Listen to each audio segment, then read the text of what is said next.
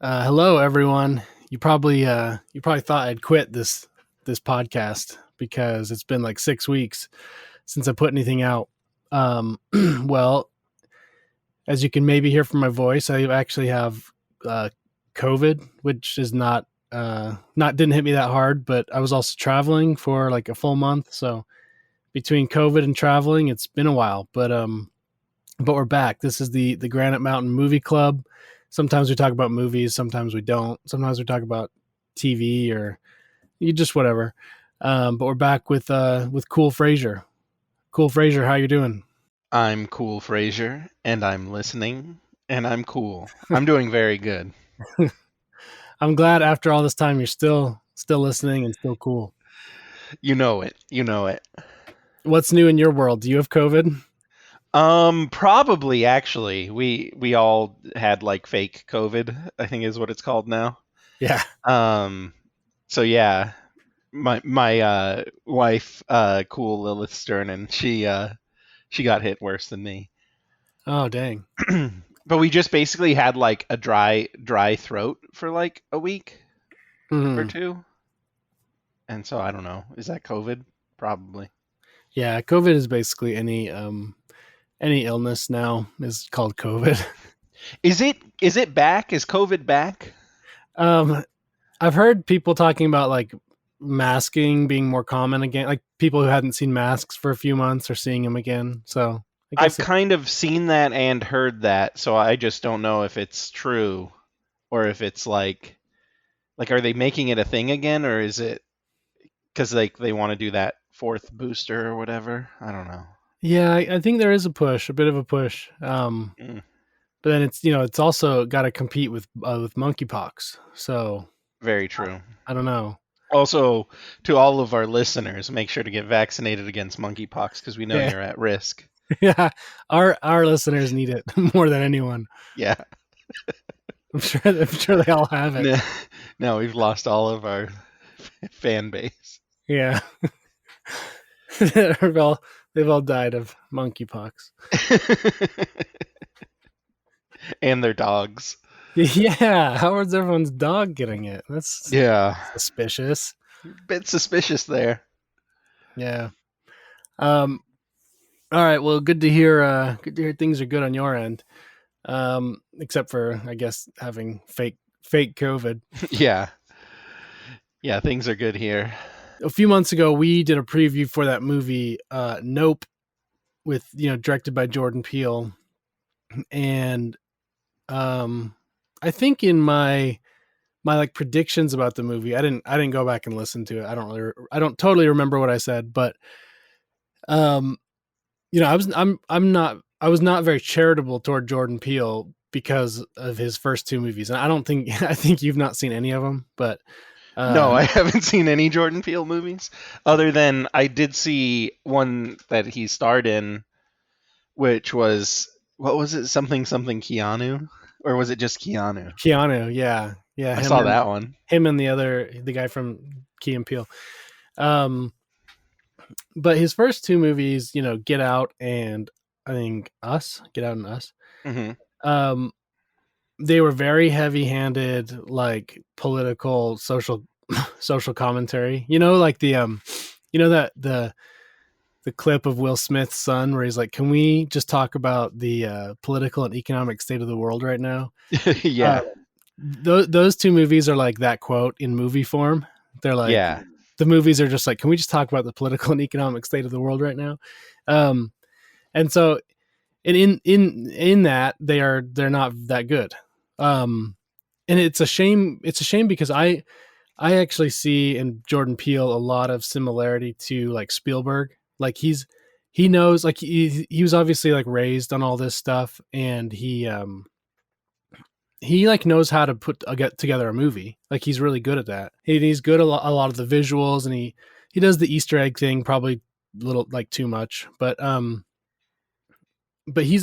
say he's a good craftsman, right? It's almost like an architect who's good at drawing and good at coming up with ideas, but then like really bad at putting them together and really bad at making them make sense in like a single coherent way. So all that said, I was not I was skeptical of Nope, but he, the best I can tell, I only saw it once, but the best I can tell, in Nope, he abandons most of his like inclination to do these heavy-handed um, political social commentary movies, and he's just trying to tell like kind of a monster movie slash alien movie. Um, and I think it works. I think it's good, and I think Hmm. most people who like the things that we like on this show, I think most of them would like it. I don't know if you saw. I mean, we've talked about Signs on this show. It's got Yeah. a lot of similarity to Signs. Uh-oh. That's too scary for me. It's not very scary Okay. because I won't get into why it's not very scary, but it doesn't really feel like a horror. It's like more. It's a bit more of like a action and a bit of comedy. Okay. Yeah, it seemed I saw like you know how like sometimes they'll have like trailers of a movie and it's very like cryptic, then the movie comes out and they're like, here's what the movie is. Yeah, And so like I feel like some of those trailers came out and I saw one and I was like, okay, this looks different than what I thought it was. Like it's not just like people staring at the sky being like what's happening. But like yeah, it's like I saw like there was some guy with guns and stuff and I'm like, "Oh, okay." yeah. It's a pretty cool movie. I mean, like Signs, it's kind of centers on this one main set, this house out kind of Mhm. in the middle of nowhere. And they have to the people in the house have to figure out what's going on and why it's happening, and then they have to figure out how to defeat it. So it's got a lot of similarities to Signs. I also liken it to Tremors, which is a movie I like a lot. It's got to be like 91 or 93 or something like that. Why do you like Tremors? Have you seen it? Yeah, but not since I was a kid. So maybe I need to see it again. I really like the premise of the sand, the big sandworms, Yeah. um, and then the people, like the way the people have to outsmart it, and it's like, Mm. and I like those. I like movies I where I see what think. you're saying. Yeah. Well, I like movies where I get to think about like what would I do, like what's the smart idea I would have that would like either be probably better than what the people in the movie determined to do, but um Yeah. Yeah. Okay. And yeah, Nope does seem kind of like that where there's kind of like you have to devise a way to beat whatever this thing is. yeah, and they have they use some like there's kind of like a Rube Goldberg solution at the end of the movie, um, And which did you know it's there's like an entire show dedicated to that? to what Rube Rube Gold Goldberg machines? an entire what kind of show? What It's do you a mean? reality competition show where you Oh, build really? better Goldberg machines. No, I hadn't heard of that. Um, Okay. I would check it. I will check it out. I mean, in the movie, they do these things. They devise this like system to fight the bad guy. I'll still just say bad guy because it's kind of vague Hmm. what it is they're even fighting. But Seems like aliens. yeah, it does seem like aliens. But the thing in the movie is like probably a little like he's kind of very intentionally like making it more cinematic than it needs to be, like just so it looks cooler on film. But Hmm. whatever, it's good. I mean, I'll give him the license to do quite a few things in that movie. So I don't have much more to say about it. I would just say check it out. It's not perfect, and it does drag. And like I think I say this a lot, and people who listen to this show probably think I'm extremely impatient. I like a long movie, but most modern movies, even ones I like, I could usually say there's like Yeah. 15 to 20 minutes you could just cut right out. Yeah, so Nope, Nope was pretty good. I know you haven't seen it though. Yeah. Did you see the tweet that some guy did where he was like, "Oh, after seeing Nope, we can say that Jordan Peele is the greatest horror director of our time." Yeah, and Jordan Peele responded. Yeah, and he responded and he's like, "Calm down." Yeah, And then like people like were freaking out that he responded and then he was like, "Oh, I just really like what's his face?" well, Jordan Peele then I think references Wes Craven. Oh, he said Wes Craven. I thought he said someone else. Oh well. Yeah, But anyway, it was just funny to see him being like, "Stop fawning over me." We at the Granite mountain podcasts say "Yep" to the movie Nope. Yeah, yeah. Solid thumb. We give it one solid thumb. Let's just say "Yep" or "Nope" Yeah, to all the movies we talk about this episode. yeah. It's a yep. I would give it a This yep. is a "Yep." All right, I'll check it out. Is it available for free on the internet yet? I have no idea. I Okay, don't I'll know. have to look it up. I paid for it like a good I citizen. know. I just have a hard time getting to the movie theater. Oh, I understand. Yeah, it was a weird occasion that I was even able to go. Sometimes it's become increasingly common, right, for people to say, "Oh, this is one you need to see in the theater." Uh-huh. Well, this is not one you like. You don't need the size and sound system of a theater for this movie. Like, it'll probably be just fine on your TV. Like, the effect isn't necessarily Tom better Cruise than- is crying in his yeah, like back to yeah, chamber. I don't know where Tom Cruise sleeps. yeah. Well, who else? Who's the other one too? Wasn't it David Lynch? Who's like, if you tell me you've watched my movie on a phone, I'll tell you haven't watched my movie. Something like that. Hmm. Yeah. I actually agree with that. Like some movies just like you at least need to watch with like a good sound system on a good TV, you know. But like it changes the experience. Oh yeah, yeah, certainly. Even the Something. movie Homeward Bound, Oh really? watching it in freaking upscaled 4K makes it like so much nicer of a movie. Did you watch that recently? Yeah, well, I watch it every day. Like the whole thing every day, or just a part? Basically. You know that like I think it's a green text about the kid who watches Shrek in his mind. Oh, okay. Have you ever No. seen that? No. Oh no, I'll have to like put it on the screen. But it's like this kid who says like he I mean I think he's on the spectrum or something, and he says he memorized the movie Shrek, and I can do that with Fifth Element.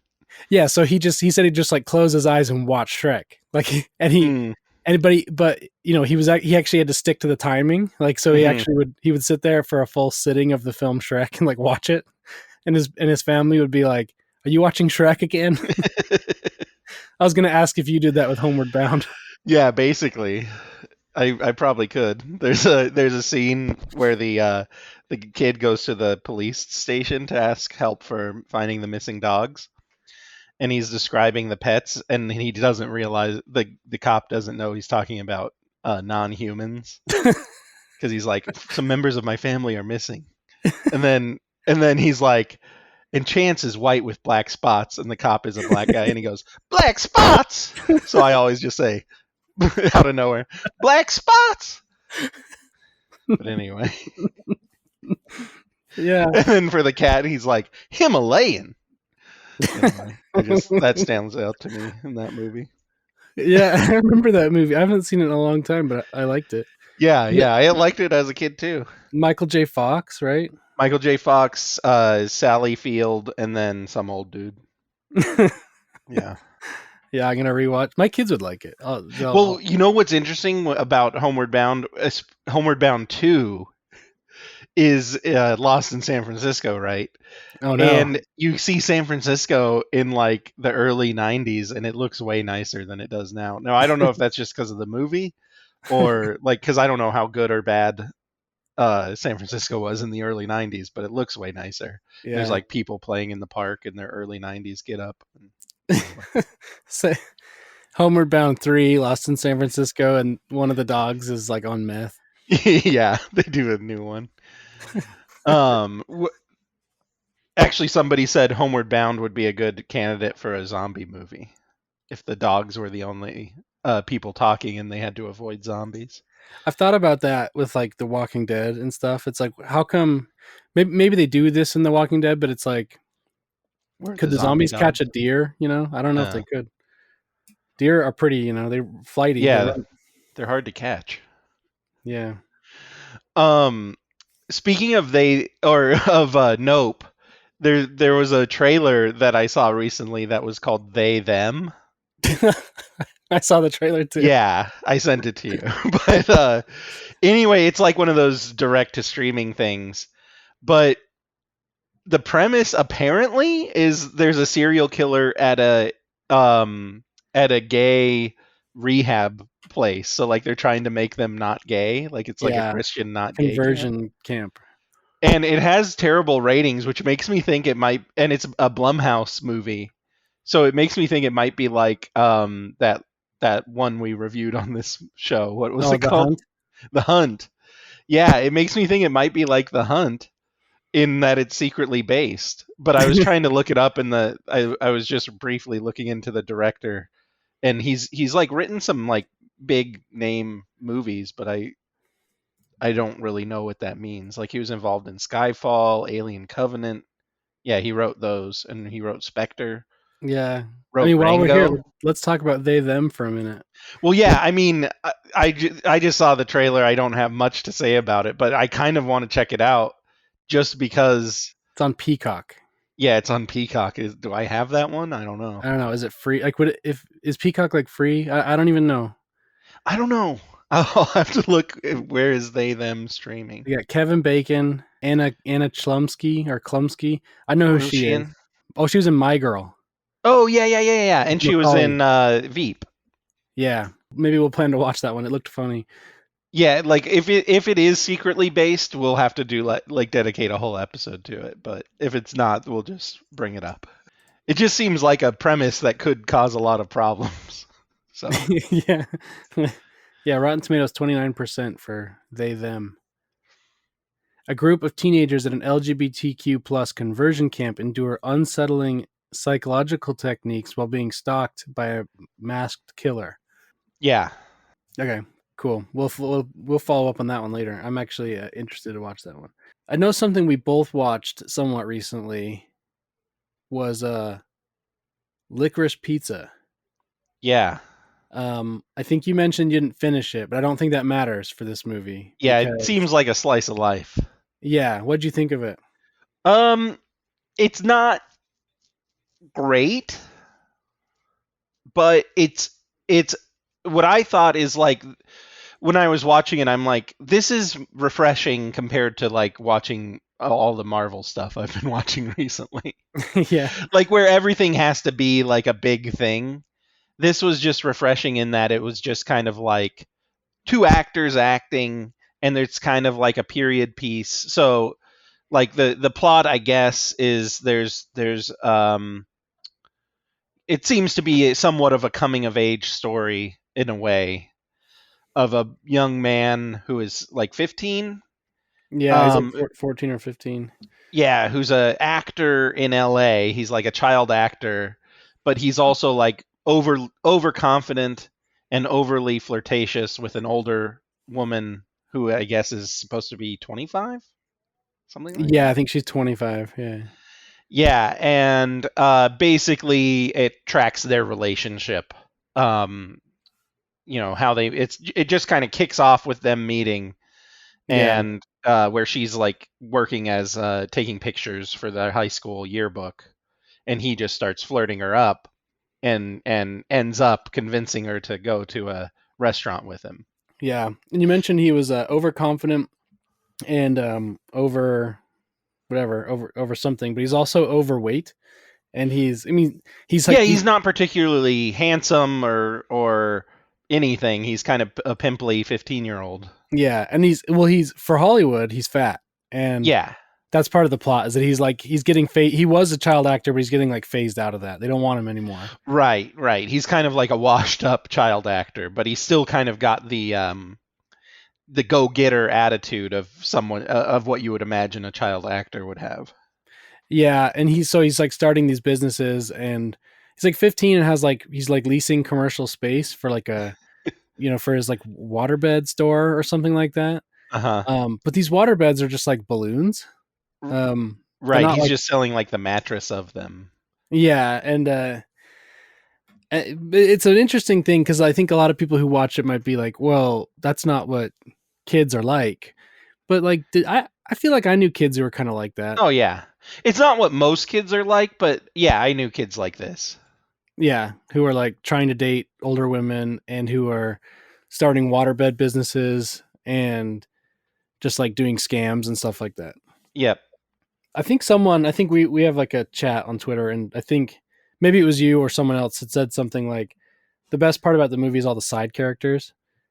And I think that's right. You got the guy who's like obsessed with Japan, who runs the restaurant. Yeah, and Or he not doesn't obsessed, speak but he just Japanese, but he has like all these Japanese concubines.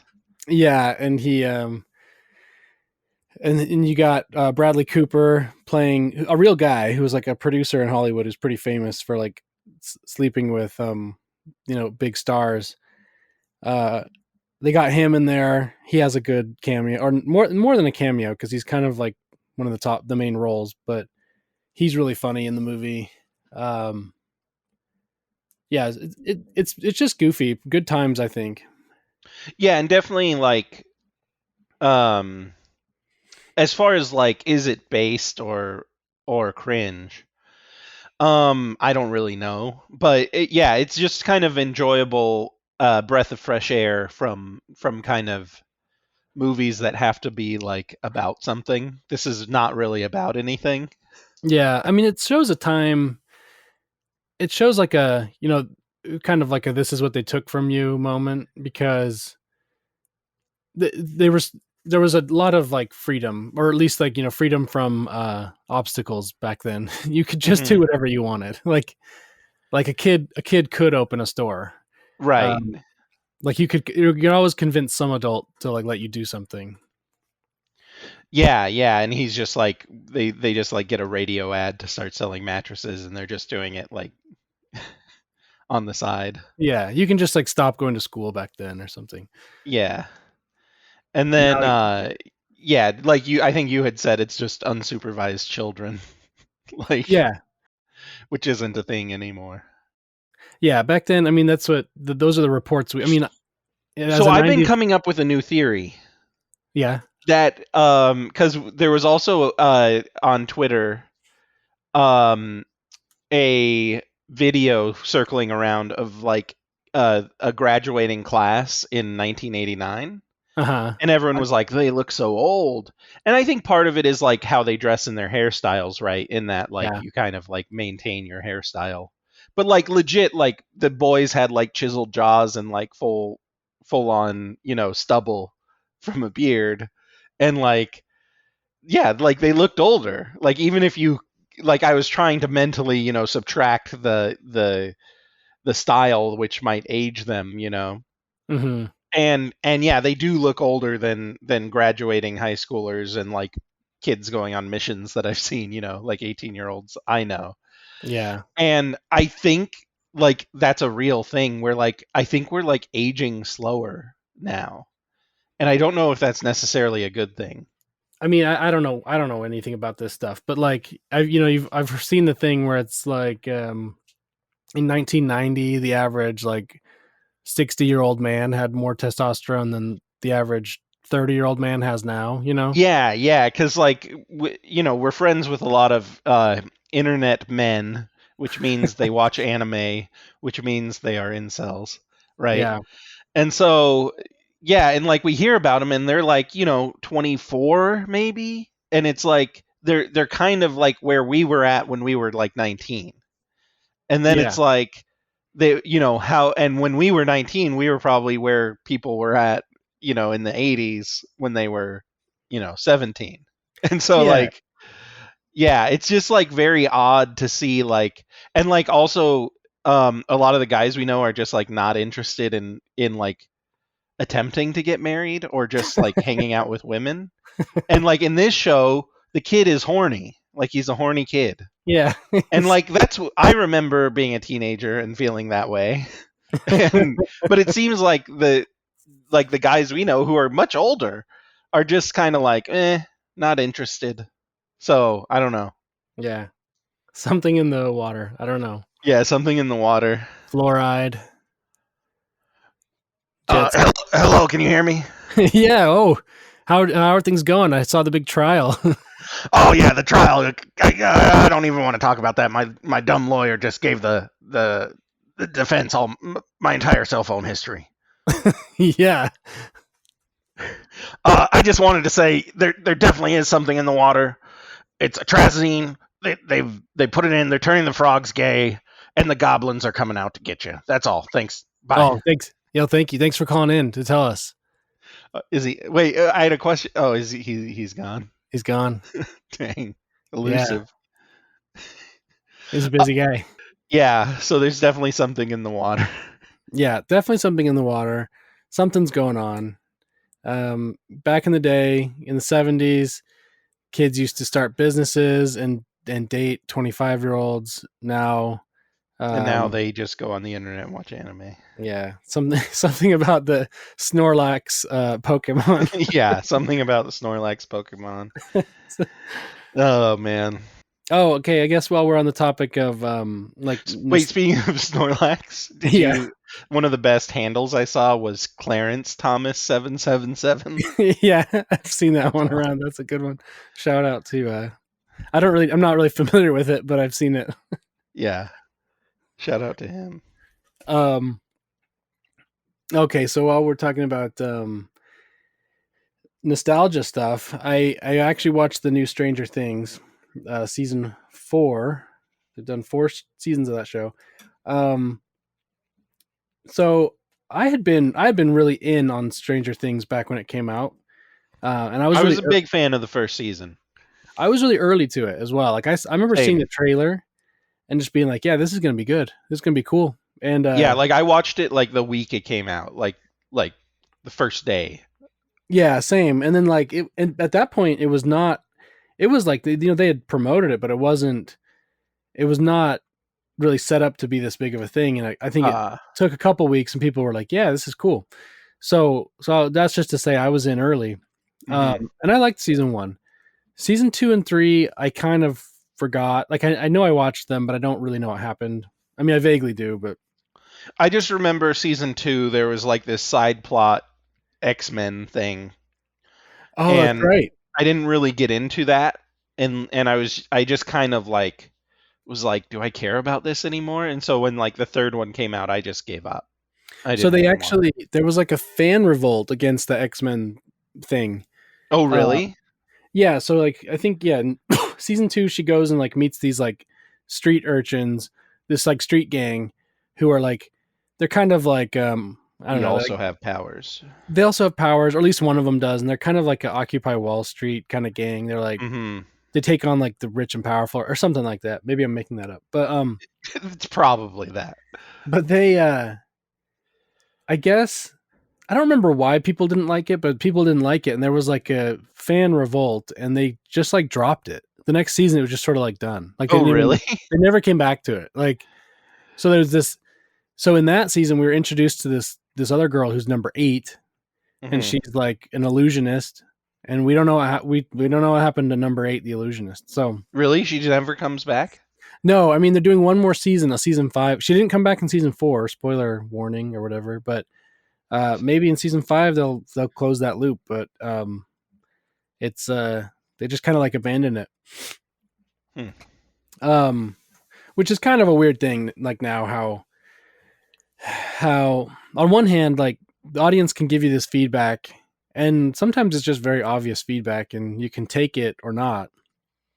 But it's weird that it's kind of weird to see it be taken so quickly, just like. Yeah, there's a lot of that in movies nowadays where like fans will be like, I don't like that, and then they'll like actually change the thing for it. Yeah, like Sonic. Sonic, yeah. Ugly Sonic. Yeah, so I kind of lost track of Stranger Things in seasons 2 and 3. I watched them, but I wasn't that into it. But while I had COVID, I saw that it came out like 2 months ago or something, and I don't think I was planning on watching it, but then I had COVID and I was just sitting around, so I'm like, okay. I'll watch this now. And I think they get back. They make a big effort to get back to some of the season 1 stuff. A little more nostalgia. Yeah. I mean, they make a big point of that Kate Bush song, the "Running Up the Hill" song. Like that's like a very central part of the story is the song itself. It is. Yeah, so the song appears like probably 30 times in the. Is it a good song? Yeah, you know the song. It's used in like memes. There's like a famous MGMT cover of it, "Running Up That Hill." It's used in a bunch of like Hyperborean memes or whatever. Oh, okay. Yeah. And then they also use the thing that a lot of people seem the most happy about this season 4 is that they introduced a metalhead. there's like a kid who's like a Metallica fan, or some metal fan in general. But he plays a Metallica song in the show, also part of the actual part of the story. Hmm.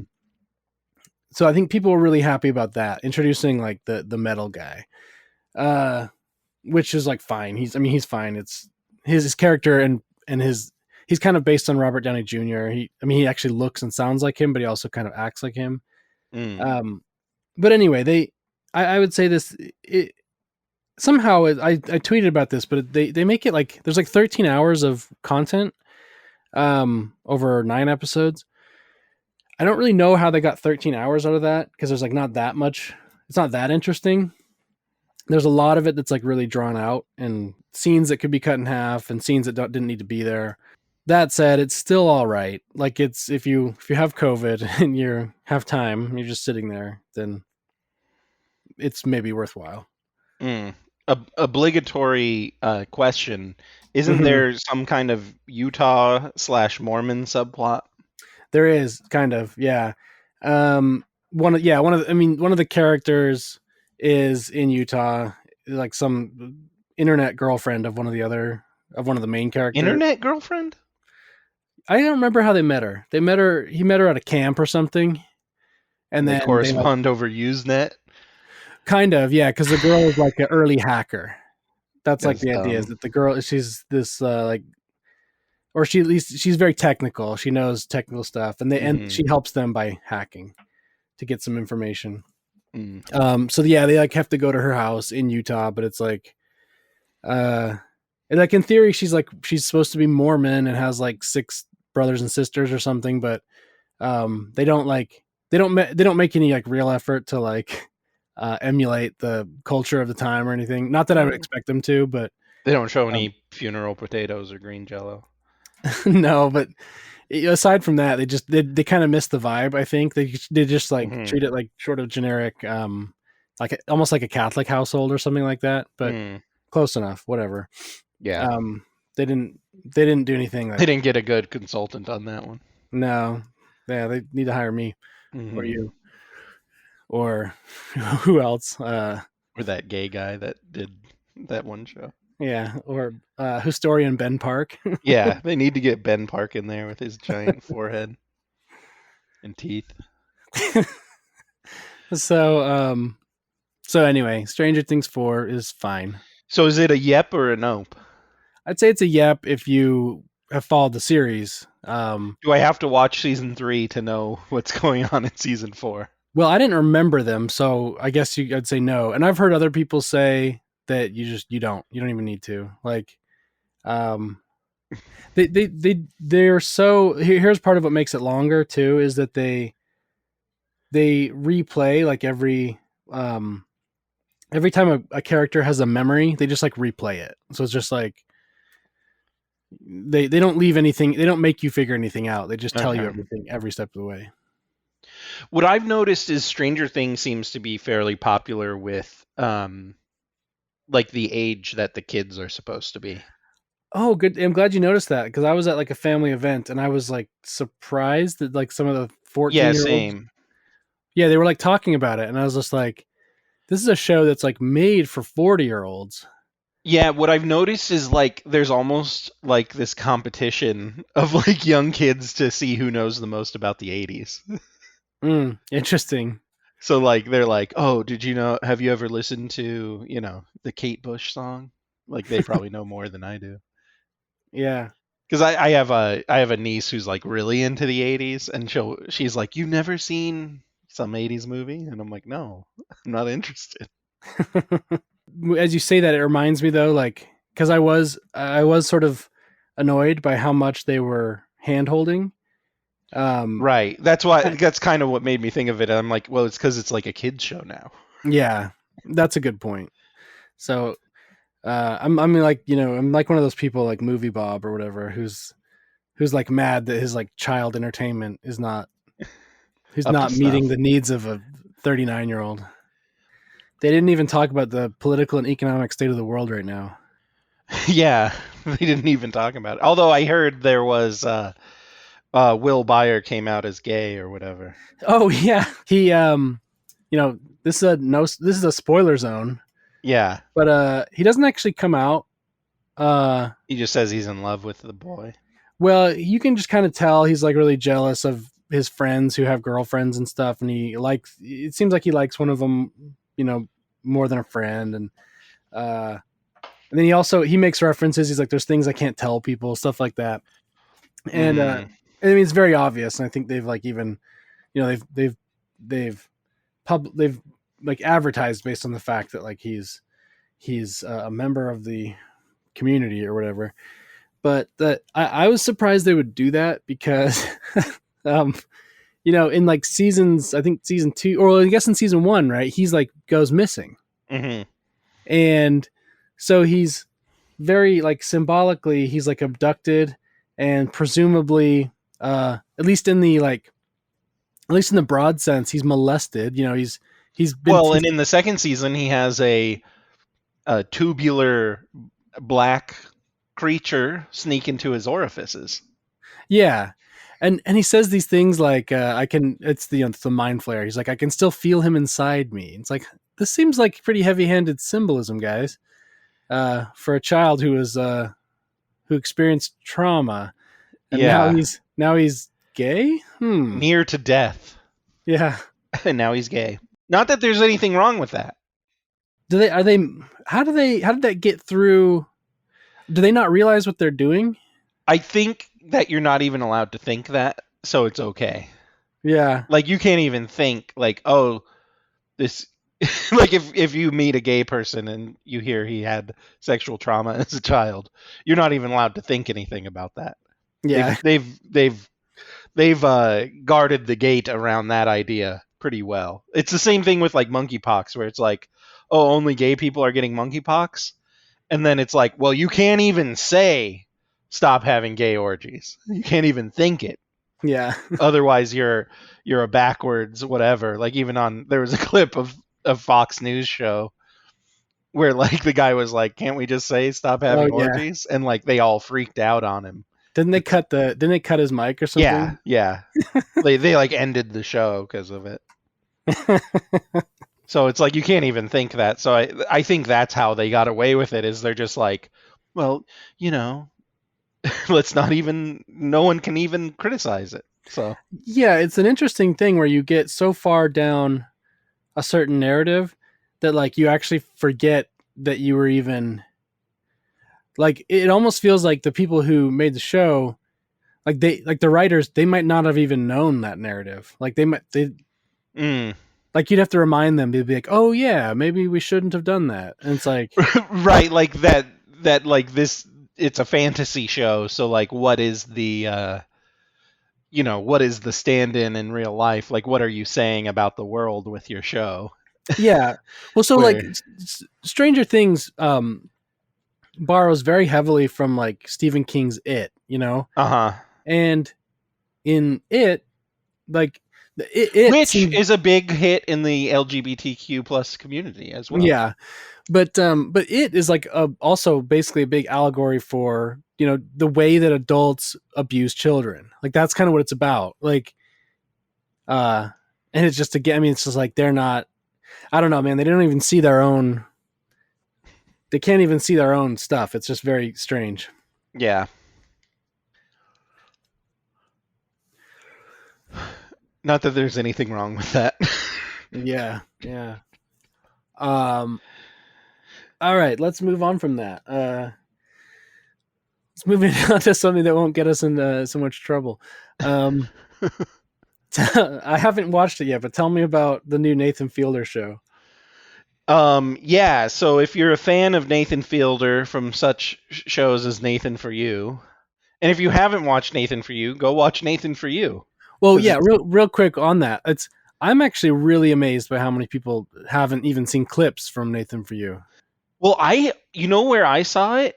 One of those dumb YouTube essayists. After the show was over, he like did an essay on it, on saying like something poignant about it or whatever. And I was like, this seems kind of funny. I should check it out. So I torrented it and watched the whole show. And I was like, yeah, this is funny. Yeah, I watched it back, I think, basically when it came out. And I just thought, like this is the best thing happening right now, and no one I know is seeing it. And then Hmm. I figured after a few years, it would at least trickle down, but it never seemed it didn't really seem to ever do that. Yeah, it's definitely a yep. And Yeah, also from the perspective of like, I don't know, late stage capitalism or whatever you want to call it.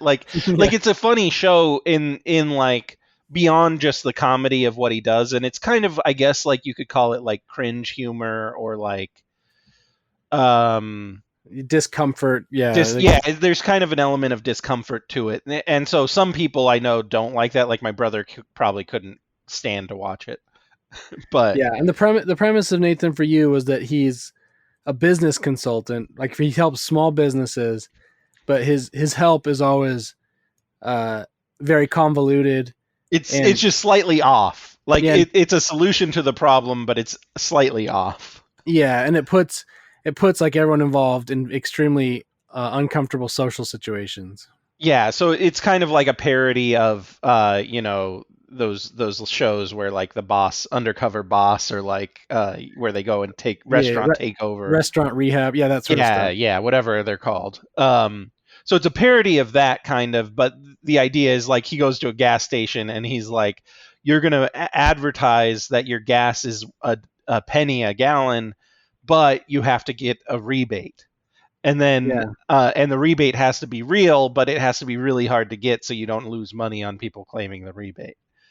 And so he ends up putting the rebate on the top of a mountain and filming like 15 people as they go searching for it. yeah, and while we're here, I'm just gonna keep talking about it because that was one of the that was one of the craziest moments of the show, which presumably is vaguely kind of real. I mean, I'm sure there's like Right, there may be, to what extent it's totally real, I don't know, but it's portrayed as if these are real people actually trying to get this rebate or whatever, and he's like filming them and seeing their and reactions. and the kind of people who end up on his show are the same kind of people who would maybe end up on like Jerry Springer, and Yeah, they like people who don't have a lot going for them, and they're just they're like, kind of like characters in a way. yeah, and so like that rebate one you're talking about, like people literally had to like stay overnight on a mountain to get the rebate for the Hmm. gas, and you start to see that people like they're doing it. And the one weird thing about his show is it actually had a lot of like humanity, and like you saw these very sad portraits of people. Hmm. um Yeah, but like there's these human moments where it's like, well, why did like why do you have time to do this convoluted hike through the wilderness? And they're like, well, you know, I have nothing in my life. I don't have a job, you know. And it's like you kind of get to empathize with these strange characters that you would never otherwise see on TV. yeah, exactly, like and yeah, you see what their lives are actually like, and you see that they're willing to do that stuff just for like someone to talk to. Like the time he has the two drunk brothers, and I can't remember which episode it is, Yeah, but then like they admit that they do threesomes together, and he's yeah. like with each other, and he's like, and it's like very awkward. He's like, But why do you do that? They're just like, I don't know, we just do. yeah, and they like, and he's like, do you think it's like gay at all? They're like, no, no. Um, but yeah, and then like what I was telling you, because I was talking to you about it just away from the show, is the last episode of Nathan for You is like what, like 2 or 3 hours long almost. It's longer than all the other episodes. Yeah, Um, and he gets a guy that he had used in a couple previous episodes who is supposedly a Bill Gates impersonator, and he just vaguely looks like a nerdy old guy with glasses, yeah, and he doesn't really sound like him or talk like him. He just goes, "I'm Bill Gates," and yeah, like that's it. But apparently he had this like long lost love he would always be talking about, because he's kind of like a strange character. Like this yeah, guy, he's an actor in LA who's like in his 70s, and like, you know, has not done more than being a Bill Gates impersonator. And so like he goes through this whole thing where he like spends all these resources looking for his long lost love. He ends up like hiring a escort to pretend to be his girlfriend. It's a whole thing. But that episode is much more like the new show, The Rehearsal, where the premise is um, he finds people, these same types of people, who have something hard they want to do in their life. And to make it easier for them, his solution is, I'm going to have you rehearse it in a very similar situation. And not only very similar, the first episode, he goes to the lengths of recreating the guy's entire house, and then later the entire bar that he goes to do bar trivia with his friend that he wants to confess something to. And he recreates the entire bar using 3D scanners and taking pictures of the chairs, putting like tears in the furniture where there are tears in the other thing. And it's like meticulously recreated in like a warehouse. And then he hires actors to play bar patrons and to like make food and stuff. And it's kind of ridiculous on that level, but it's only 4 episodes in, and so he's doing these rehearsals, but it's also overlapped with him doing a rehearsal of his own, where he's gotten this lady who says she'd like to have kids and get a husband, but she's never done it before, so they're doing a rehearsal where they're getting child actors, but they can only work 4 hours at a time, so they swap out the baby every 4 hours, and then they have the kid age progressively over the weeks. And so anyway, that rehearsal is like ongoing throughout the entire season, it looks like. And then he's doing other rehearsals within that, and yeah, it's pretty funny. It's the same type of humor as the other show, but like it definitely delves more into like, him getting to know people and like their weird lives and stuff, and and how odd people can be. Yeah, I've been meaning to check it out and I haven't. Mm-hmm. But yeah, It's worth it. Like it's like as the good episodes of Nathan For You, but like, that's all it is. Yeah, so it sounds like it's a solid yep. It's definitely a solid yep. And then yeah, anyone who hasn't should go back and check out Nathan For You as well. At least, I mean, maybe there's some good clips out there or something, but yeah, I wonder how someone fresh to Nathan Fielder would think about this show. But I guess if the premise we explained here sounds at all interesting or funny to you, then you'll like it. But yeah, if not, then maybe check out the old Nathan For You episodes, which are kind of straight up comedy. Like, he's doing a joke. All right, what else did we want to get into? You had like 3 or 4 other things you'd seen. Yeah, I don't know if we want to talk about all of them, but the other HBO Max show that I've seen recently and we could talk about, because I just think it'll be funny me explaining it to you. Yeah. Is F-Boy Island. Have you heard of this? No, I haven't. Is that are you editing the title? Is that the title is F-Boy Island? Okay. But yeah, it does stand for the actual word. All right. And are you familiar with F-Boys? I think I know what an F-boy would be. Tell the folks at home who may not be aware. This is what I think an F-boy. I would think of an F-boy as kind of like a playboy. A guy who's got no responsibilities, or at least he does not take care of anything he should take care of. He's only out for himself. Only, he's trying to find women. He uses women, and he has lots of women. Yeah, maybe he's kind of flashy. Yeah. Also, that's an element of it too, right? He's probably kind of dumb. Like he's dumb and flashy. Like has a nice looking car and crazy clothes and stuff. Yeah, like that's what I would think. That's what I understand an F-boy. Kind of like Metro, what Metro used to be mixed with, a Playboy. Yeah, he does. An F-boy maybe does. What do you call that? Like pickup artistry or whatever. Yeah, kind of would like that. What's that bald guy? I don't know. The right-wing Twitter guy that is like, I've never seen a Star Wars, but this is my car. Which one is that? Or whatever. Andrew Tate. Oh, Andrew. Okay, yeah. Andrew Tate seems like, is he like king of the F-boys? Probably, yeah.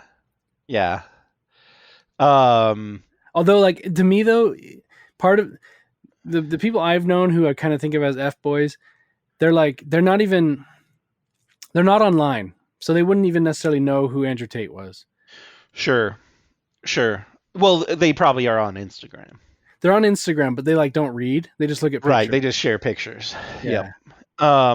Yeah. So that's the idea. And so basically, it's a parody of The Bachelor, or Bachelorette, I guess. But so the premise is, and this is the second season. The second season just came out. The premise is there's 3 women, and then something like 16 boys, I guess. F boys. Well, so half of them are F boys, and half of them are what they deem nice guys. Right. So they cast, like, half of the guys are explicitly cast as saying, I'm not interested in finding a relationship. I just want to have a chance at winning $100,000. So if they convince the girl to pick them at the end of the show, any one of the 3 girls, they get $100,000. That's the premise. So they can just play these girls and be like, oh, I love you, and then they'll be like, yeah, here's the money, and then they can just take the money and run and go back to their Instagramming and cryptocurrencies, and human trafficking. And human trafficking, like Andrew Tate, right? And so, and then the other half are cast as nice guys who are just as good looking. Like, they pick these beefy, good looking guys, who all have 6-packs and all have styled hair and stuff. And they're cast in a traditional reality show where they are like, I'm looking to settle down and find a wife and blah blah blah. The girls, though, are huge homos, as I call them, loose women, and so it's kind of like, well, are they even looking for love? But basically, like, in both seasons, it almost immediately boils down to they only pick the F boys. Where, like, the girls, despite them saying, I just want a nice guy who's looking to settle down, they end up picking these playboy guys who are good at schmoozing them, which is kind of a funny commentary on life in general. Yeah, I'm surprised. That sounds like it's secretly based. No, it's definitely along those lines, right? I think all these dating shows are, just because when you get down to, like, the male-female dynamic, it's somewhat secretly based. Mm-hmm. But yeah. So first of all, it's not a good show, and nobody should watch it. So in that sense, it's a nope. It's a nope. I would say it's a nope. But I didn't, like, watch the whole thing. So if someone goes and watches it and is like, hey, you watched this? I'll be like, hey, I was not really watching at the time. But it's funny in that it's kind of parodying The Bachelor and kind of going in with, like, no nuance, right? It's not trying to pretend like this is actually a competition to find love. It's kind of, like, explicitly a joke. Mm-hmm. Although supposedly it's still a competition to find love. And so the women are dumb and bad at picking men, despite them saying, they want nice guys. The men it's kind of funny. And, like, some of the men end up being, like, better friends with the other men than the girls and stuff. They kind of make up the rules as they go. Like, they're like, oh, we're bringing new people in, because, like, one of the girls had, like, ran out of guys that she was interested in. And, like, and then they were at the very end, one of the F boys gets picked, and they're like, haha, we tricked you, we're not giving you any money, we're giving it to charity. And so yeah, and at a certain point in the show, they actually have to reveal whether or not they came to the show as an F-boy or nice guy. And you'd think the girls would be smart enough to be like, I'm not going to pick the F-boy, but they still do. And so it's like, it's an interesting show for sure. Mm-hmm. All right, well. But yeah, if you are a consumer of trashy reality shows, it's definitely one of those. I'm gonna look it up. I probably won't watch it, but I'm I wouldn't recommend watching it. let's just do one more thing that you wanted to talk about, which is you got old Top Gun 1, Miss Marvel, Doctor Strange. The only thing I have to say about Miss Marvel is it's not very good and it's kind of dumb. Her powers are stupid and look stupid, and it's essentially like one of those, those Disney shows where that are made for like preteens with like where I guess like Selena Gomez and them came from, I think. Yeah. Like all those girls. Oh yeah, Where it's just kind of like Josh and Zane's Crazy Hotel. Like, is that a yeah. show? Right? That sounds familiar.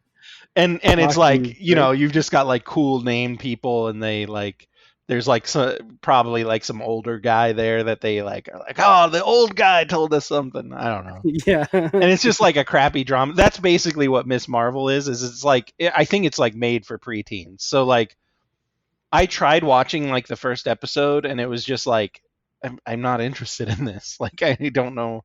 So the hero is a Pakistani Muslim girl who is slightly overweight for Hollywood standards, I guess, and normal standards. Um, and she gets powers somehow through Pakistani Muslim magic, and then Wait, is that actually part of it? I think so. I kind of skipped that episode. Like she gets some kind of Pakistani powers. Oh, okay. That were like passed down through something. And then she her powers are kind of like crystally big hands. Does that make any sense? Her hands become crystallized. And like extend out all big. Okay. So I think in the history of Miss Marvel is she may have been like a stretchy woman, similar to like the Fantastic Four. Yeah. And they were like, well, stretching is silly, so let's give her crystally stretchy powers. And I'm like, well, this is just as silly. So like she makes like a really big hand and like catches someone from falling or something. Okay. And then at one point she has like really long hands and really long feet and it just looks dumb. Yeah, so I had seen that it's the least successful like Marvel property across any measure, basically. Well, yeah, there's really nothing to it, and it's kind of confusing because we just had Captain Marvel, right? And like Miss Marvel is like part of that, I guess, where she's like a fan of superheroes. So she's like dressed up to go to Comic-Con, then she actually gets powers or something. So basically what the only big revelation of this is that essentially they're saying that she's a mutant, and they're going to bring in the X-Men with Okay. that. Like that was kind of the big reveal at the end of the show. Spoilers. Is like the X-Men might show up. Oh, okay. So, which for those who don't know, X-Men are Marvel, but the movie rights were owned by Fox, but Fox was bought by Disney. But anyway. Yeah. Which is why commerce informs art, and art informs society. Yeah, so well in the other funny, I don't know if this is funny, but it's kind of like a movie business thing. So because Fox owned X-Men, the Marvel company was like, let's do X-Men, but not X-Men, and so they created a thing called the Inhumans. And I don't know if you saw the Inhumans or knew anything about it. No, I've never heard of it. So they did a TV show, right? Like one of their pre-Disney Plus TV shows. So it was on network TV, I guess. And it was called Inhumans, and it totally flopped. Like it died after like half a season. But Inhumans is like basically like Harry Potter / Divergent mixed with mutants. So like when you hit puberty, you gain mutant powers, and like you get like you go into like a machine, and it like decides your powers, and like if you get good powers, you become like high caste Inhuman, and if you get like lame powers, you have to like mine the moon for minerals. I'm looking at like pictures of it now. I never heard of this show. Yeah. So it's like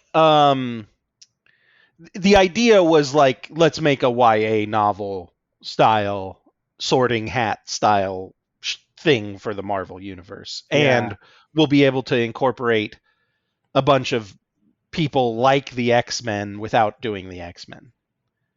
So and apparently one of like the bosses of the Marvel movies was like all hyped on Inhumans and really wanted to make Inhumans a movie, but then it got demoted to a series. But then Miss Marvel in the comics is an Inhuman, Hmm. and so that's why like she's like a young Pakistani girl who gets powers at puberty or whatever. Um, but they're like, we're done with Inhumans now, so they retconned it into now she's a mutant, an X-Men. Hmm. And so it's just kind of funny to see like the corporate Yeah. like waffling on this stuff, but I don't know. This is what Marvel fans put up with, I guess. Yeah. Well, okay. I'm gonna wind it down though, because my like COVID. Normally, as everyone knows, some of these episodes go like over 2 hours, but my COVID like brain fog is starting to set in. It's for real though. That's like one of the I had like a kind of bad cold, but I've been like just been like feeling dumber, which is like not good because I didn't feel like I had much room to get dumber, but here we are. You've got the dumb brain. Yeah, I've got dumb COVID. Some people get Um, long COVID. Some people get Speaking fake of dumb COVID. things, and Inhumans, there's a guy named Black Bolt, but Yeah. his full name is Blackagar Boltagon. What are these people doing? So it's not like, oh, I want it to be the Black Bolt. He's just Blackagar Boltagon. All right, cool. Well, thanks for joining to catch up. So I'm back probably the next time, and I'm put this on. I'll record this so it's on record. We've been trying for a while to talk with Brett Kane about some fight scenes. Epic fight scenes in movie history. Yeah, epic fight scenes, and it's been a coordination challenge. But I'm putting it out there now. We're trying to do it. So probably the next time I Teaser. post something, it's about that. Yep, and this has been Cool Frasier, my full name. Cool Lagan Frasier Gar. Phrasagon. For short, I go by Cool Frasier. Has nothing Yeah. to do with the TV show. All right. Well, thank you, Coolagon, Phrasagon, for Frasieragon or whatever, Yeah. for joining. We'll talk to you later. Alrighty.